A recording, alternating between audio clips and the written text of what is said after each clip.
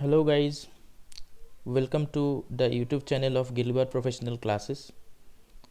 We all know that the slate examination date has been announced, and here from today itself we will try our level best to pick up some of the most important topics so that it helps the students to clear the exam. Okay, so before starting the topic, wish you all a very happy Bihu. Okay, so today we are going to start the topic that is mutation, which is very important. So here we see, first you see the gene mutation. What is gene mutation? So we are going to discuss first about the gene mutation. Gene mutation.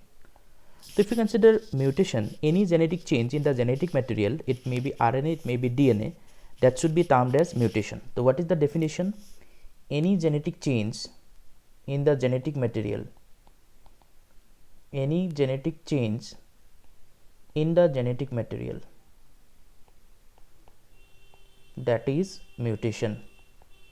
The genetic material, it could be DNA or it could be RNA. Okay, now there are certain common features. So before going to start the common features, we should know who coined the term mutation. There was one scientist known as Hugo de Vries who for the first time coined the term mutation. So mutation term was coined by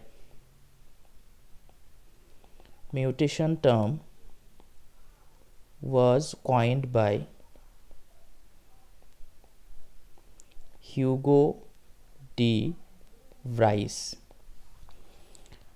So let's start some of the common features of mutation. These are very important. So you see the common features of mutation. So if you see the features of mutation, some of the features are very important regarding mutation.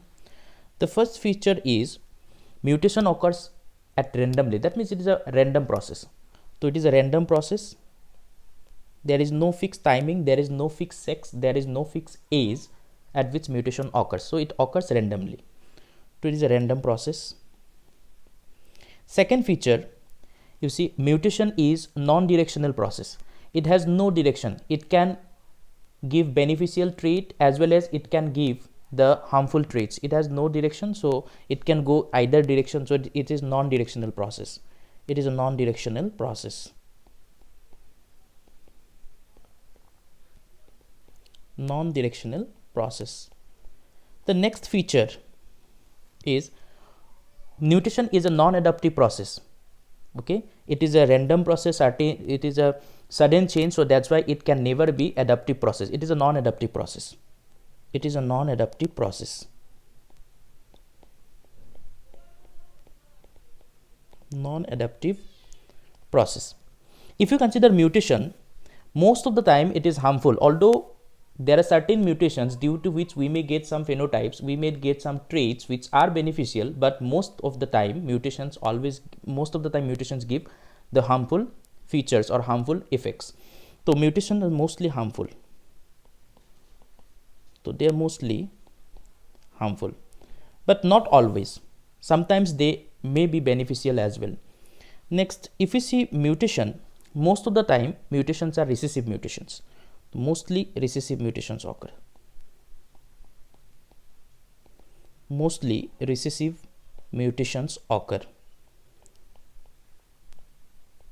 That means sometimes the mutation may be a dominant type of mutation, but most of the time it is recessive type of mutation. Okay. The next feature, mutation is recurrent type. That means one gene can undergo mutation again and again. That means several times. Okay. So it is a recurrent type. It is a recurrent type. Recurrent type means one gene can undergo mutation. One gene can undergo mutation several times. There is no fixed limit. Okay.